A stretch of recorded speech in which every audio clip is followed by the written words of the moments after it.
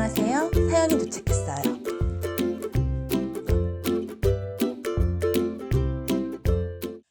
안녕하세요. 사연을 보내게 된 31살 현우입니다. 혼자서 고민하고 혼자서 해결하다 보니 누군가와 제 이야기를 깊게 나눈 적이 없는데 기회가 되어서 보내봅니다. 작년에 몸에 썩혀졌던 허리 디스크가 아무것도 못할 만큼 심각해지면서가 시작인 것 같습니다. 앉고 서는 것도 못하겠어서 일도 그만두고 병원 다니고 대부분의 시간 동안 집에 누워있으면서 무기력하게 시간을 보냈어요. 어느덧 제가 아들로서의 역할을 해야 하는 시기가 되었는데도 능력도 건강도 모든 게 불안정한 상태입니다. 프리랜서로 디자이너를 해왔는데 업무 특성상 비전이 불투명해서 처음부터 다시 살아야 하는 지경에 와 있더라고요. 허리가 아파서 일하는데 제약이 많이 생겼고 구직도 잘 안 되네요. 자존감도 떨어지고 무기력한 상태로 지내고 있습니다. 아프기 2년 전부터 또 아프면서도 유일하게 계속하는 것이 음악인데요. 취미로 그렇지만 진지하게 쉼 없이 하고 있습니다. 음악이 저를 덜 불안하게 버틸 수 있게 해주는 게 사실이고 너무 좋아서 하루에 가사를 3-4곡 쓰고 항상 음악 생각만 하는데 제가 음악 전공자도 아니고 세상의 벽은 높더라고요. 자신을 믿으면 된다고 생각해도 솔직히 못 믿어온 게 더 크긴 해요. 연애에 있어서도 남자로서 능력이나 비전이 없다는 생각에 자존감도 떨어지고 나를 만나줄 사람은 없을 것이다 라는 생각에 5년간 포기한 상태입니다. 저를 믿으면서 겨우 버티고 있긴 한데 살아가는 의미가 뭘까 라는 생각과 그런 의미가 많이 무너진 느낌을 자주 느껴요. 아주 미약하지만 좀 더 잘 되고 싶고 잘 살고 싶어서 나름대로의 노력은 하는데 부족한 것 같아요. 라고 이렇게 사연을 보내주셨습니다.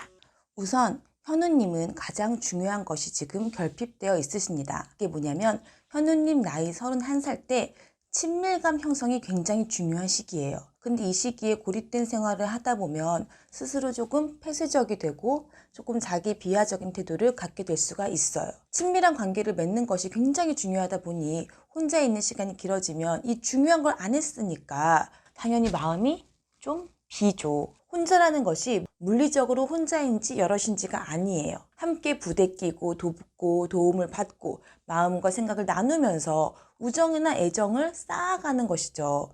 지금 현우님한테 필요한 것은 사람과의 끈끈한 질적인 관계입니다. 성격이 원래부터 다른 사람과 깊은 이야기를 자주 안 하는 사람이라면 아주 예전부터 중요한 부분이 결핍되어 있었고 그러면 당연히 마음은 배고프니까 힘들지요. 마음 고픈 겁니다.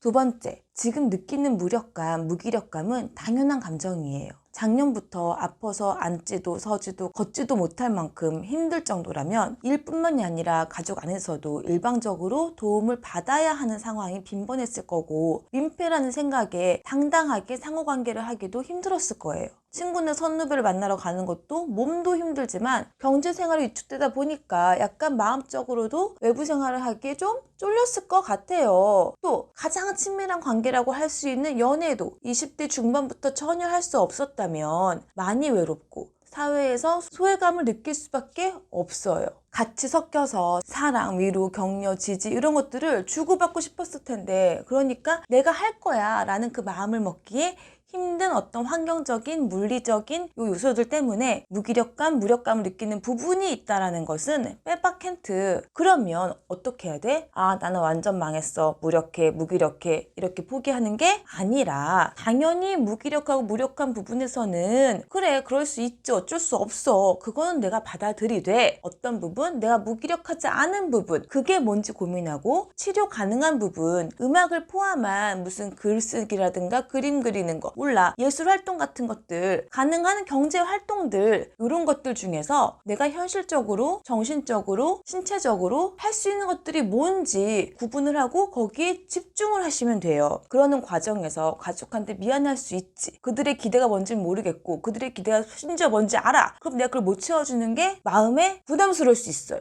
그러면 물어보세요. 조금만 기다려줄 수 있는지. 당장 역할을 내가 내 마음처럼 못하고 있는 그래서 내가 지금 좀 부담스럽고 괴로운 이 마음을 한번 전해봐요. 그래서 미안한 마음이 든다고 말씀해 주세요. 그게 바로 끈적한 친밀한 관계의 시작이에요. 물론 괜찮아 라고 안 할 수도 있어요. 그렇지만 적어도 현우님의 마음이 우리한테 되게 미안해하고 있구나, 부담감을 갖고 있구나 라는 것은 전해졌을 테니까 이게 바로 끈적한 친밀한 관계의 시작이 되는 거고, 이게 현우님의 예술 활동의 재료가 되어줄 거예요. 해결 방법 갑니다. 세 번째, 현우님의 기준을 가져야 돼요. 다른 사람의 기준에 섞이지 마세요. 미약하지만 좀 더 잘 살고 싶다고요?